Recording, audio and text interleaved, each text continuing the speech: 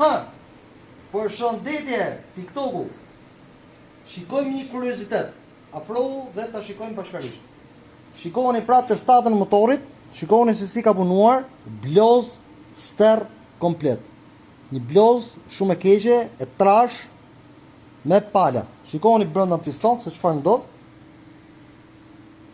Pra, janë disa faktorë pse motori punon në këtë lloj mënyre. Nëse kandela e motorit nxihet, për më tepër motorat që punojnë me injeksion, të cilët injeksioni është kontrolli elektronik i sprucimit të karburantit. Mos e harroni këtë. Atëherë, nëse testata dhe pistoni punojnë kështu, 1. Misfiri, kandela nuk ka punuar korrekte. 2. Cilësia e karburantit është shumë e dobët. 3. Katalizatori i marmitës i bllokuar dhe si pasojë gazrat kthehen mbrapsht dhe ndodh kjo lloj pune. Por duhet kuptoni që më shumë është për efekt cilësisë karburantit, pra emitimi i dioksidit karbonit që kemi dëgjuar kaq shumë gjithë në kolaudimet e mjeteve motorike. Atëherë, duhet të kuptoni që ngarja e motorit brenda në qytet dhe mos hapja e tij nëpër rrugë gjata, që motori të arrijë dhe të bëjë procesin e vet pastrimit në rrugë gjatë, atëherë do sjellë këto gjëra, motori do krijojë këtë bloz në valvula, do bllokohen valvulat e shkarkos kryesisht të motorit dhe motori nuk do punojë mirë, nuk do mbaj minimo, nuk do punojë korrekt ashtu siç duhet.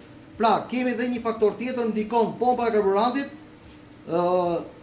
mos kontrolli i valvulës të presionit të karburantit 1 dhe sprucatori që del jashtë loje.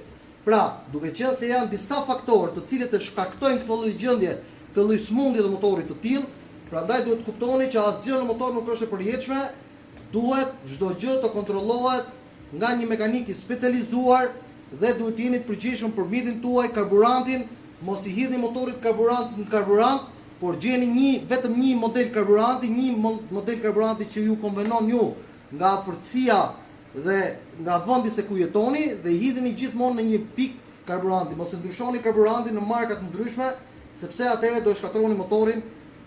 Totalisht. E kam dëgjuar shumë herë që motorat përdorin benzinë 100 oktan, benzina 100 oktan kryesisht nuk përdoret tek skuterat që janë me tek piston, kryesisht benzina me 100 oktan, që është një benzinë ftohtë, përdoret kryesisht në motorat e fuqishëm, motorat që kanë 2 ose më shumë pistona. Skuterat janë motorat që shkatërrohen për efektin kryesor sepse kanë shumë xhiro. Duhet kuptoni që një skuter shkon nga 7500 deri në 12000 xhiro në minutë. Ndaj, për gjithë ata që thonë që jo po skuterat shumë pse djegin vaj për arsye një koha e ndrimit vaj duhet të jetë 2000-3000 km, kjo average, kjo mesatare duhet të jetë edhe